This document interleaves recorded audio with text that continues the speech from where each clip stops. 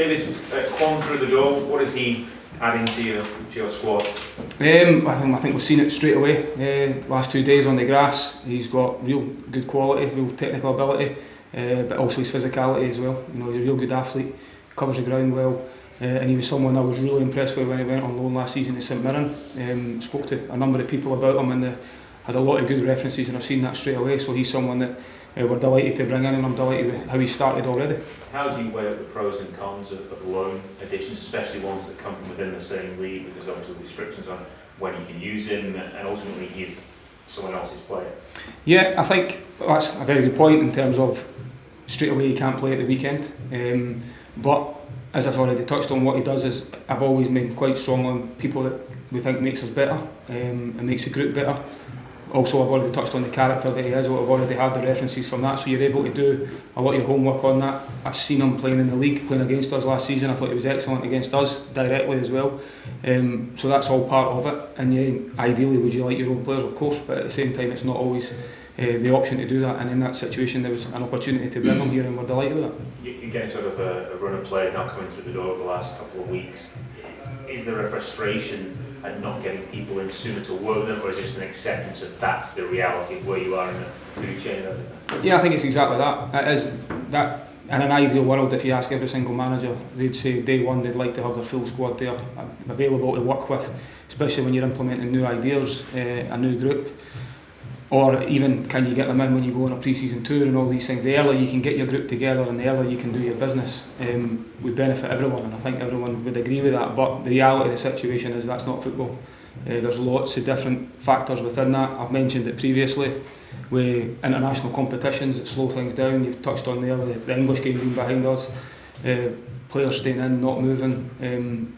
It's all part of it. Even when you look at the process at our place at the moment, I'm fresher into the job. Malky's just came in. It has been a turnover again. We're losing the manager at the back end of last season, so we are a little bit behind. But we have recognised that, and we've recruited really well. And it's went through a real process of trying to make sure we get the right ones. That's always been the message, to make sure we get the right ones and don't just quickly go and bring in people because we knew we needed to add in that position. We don't get much understanding or patience in football these days. But is there almost an essence of don't judge us now? Don't judge us in a week or two, judge us after the window, judge us in a couple of months? No, I think you're judged every day. I'm not shying away from that at all. I don't think it's an excuse. I'm definitely not going to make excuses. I mentioned it after the game about I do feel there's a little bit of short-term pain at the moment, and players are getting stronger every single day. The group's getting stronger every day. Competition for places definitely helps. You see that even with the players that are already here, the level goes up straight away. So that's definitely a healthier environment to be in. But there's still a responsibility and an emphasis on making sure we get the best out of the group between now and the next game. And it starts obviously a real difficult test at the weekend, but we've got an opportunity to make up a much better account of ourselves than we did at the weekend. What's the latest with Dylan Bennington potentially moving on? Yeah, well, there's been a little bit of interest there, but at the moment he's still very much a Hibs player. I think it's great. I've just touched on that, the strength and depth and having competition for places, and it was great to be able to bring players off the bench at the weekend, albeit not up to speed yet, but you can see that, and I think at this moment in time I'm really happy where we are. You mentioned that there are players who are being told that they can move on if they can find another club. Is there a frustration that stuff can't happen quicker, that can allow you to evolve your squad more quickly? Yeah, I think it comes back to the same thing. There just has to be an understanding of everyone's in different situations. It's not just as straightforward as that. There needs to be another party involved that want to take the players, or the player would need to want to move on at that same time as well. It's not just as straightforward as we'd like you to leave, so off you go. It never is as straightforward as that. And whilst they're still in the building, it's my job to try and get the best out of everybody we've possibly got. And as I say, these things, whilst the window's open, and the longer as we get towards the end of it, naturally things will start to move, because some managers might not get their number one target, the second, third, maybe even not their fourth target. So as it starts to go down the list and people start to move, and the teams probably at the top of the food chain start to move a bit more, it filters down. So I'm fully expecting that to still move ins and outs before the end of the window. How do you like having to play Celtic 2 weeks in a row so early in the season when you are kind of still building this squad and so early in your tenure? Do you look at it as a chance for the guys to kind of sharpen themselves against the best, or do you have to balance it with the fact that they've lost one game, you may go to Celtic Park and confidence has got to be kind of held going into what's going to be big important games coming up as well? Yeah, I think, listen, the one benefit of going back to back is the players, it's fresh in the mind of how that felt at the weekend. You know exactly the challenge you're going to face again. For some of the players, it's the first time they've ever played against Celtic. It's a different challenge, I've said that many times as well, going away from home with the atmosphere that's there, so that's something else we need to adapt to, we need to be ready for and make sure the players are. But I think it helps having that feeling so fresh, but also the disappointment of how we performed as a group. I think we all know where we need to be better. We've worked on that this week, we've been able to identify it straight away because we know exactly what we're facing. It's not as if we have to wait another 10-12 weeks to then go and try and put on a performance again. So that's one benefit from doing it, but it doesn't make the test any easier for obvious reasons. Celtic are a very good side, and what I would say is it's a cup competition, so there's an opportunity on a one-off game. We need to be at our absolute maximum.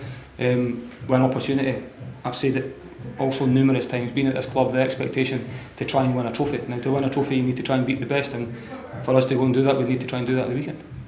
Back to Phil Invented, do you expect him to move on, or is it too early to say at this stage? It's too early just now, and at the moment I'm just fully concentrating on, whilst he's still a Hibs player, how do I get the best out of Dylan, and that's something we're doing every single day, and we'll continue to do so unless that situation was to change. What's the latest smell you in at the minute, both in terms of his fitness and the speculation about the possibility of him moving on? He's in the exact same boat in terms of the speculation's always been there, it's been there for a long time, and I understand why it's there because of the level of ability, his numbers for last season, and what he's got. Right now his full focus is on trying to get himself back fit. He is getting better all the time, he's back on the grass, moving well, and we're happy with where that one's heading at the minute, and that's been the only focus and mindset on him at the moment, is to try and get him back as quickly but as safely as possible. In terms of player availability, is it just him and Jake Doherty that would be out for the weekend? Or Junior's still not quite ready yet as well. He's on the grass, improving every single day as well. It's actually, when I'm looking at the squad now, it's the players, even the ones that have joined, Nicky Cadden, guys like that, have had an extra week's training, and I've already touched on just the competition, new faces coming in, raises the standard in training, and that's something we've been crying out for, and I'm delighted to be able to do. 9 signings obviously now with Quant coming in. That relationship between yourself, Ben Kensall, Malcolm Mackay, it seems to be working well. How are you finding it working with them? Listen, I've said it many times, I think the level of support that's been shown straight away, you've seen that with the signings we've made, it's been there right from day one. There's been an emphasis on trying to improve the squad, and we're continuing to do that. We've already touched on the fact that there will be outs as well, and I think that's the work that's going on every single day. It's already been mentioned, we would have liked it quicker, everybody involved would have liked that, but we are part of a situation where you're restricted to things you can do, and it's about just trying to work as effectively as possible and identifying the targets when we can, and if we can do it, the support's always been there and I'm delighted with that. Have you been set targets by the hierarchy in the league and the cup that you have to succeed? What would success be for Hibs this season? Well, we need to firstly improve on last season. That's a given for a level of football club, the expectation of the football club, the demands, the fan base, everything that comes from it. I've never shied away from that. The football club massively underachieved. I was part of that. As a group we need to be miles better, but I firmly believe we will be, so we need to be looking at the top end of the table rather than the bottom end.